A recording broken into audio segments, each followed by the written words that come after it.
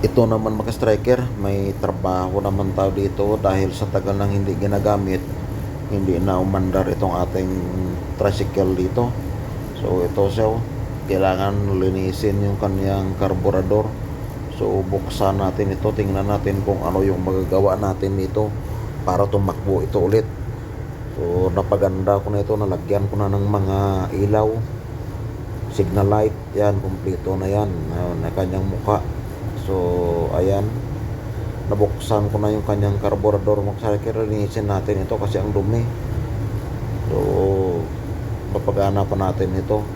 So ito na yung kanyang mukha, bagong paggawa itong sidecar niya para presentable naman sa ating mga pasahero pag rumatsada sa kalsada. So ayan, hanggang dito na lang. Maraming salamat. Tumakbo naman siya uli ng maayos.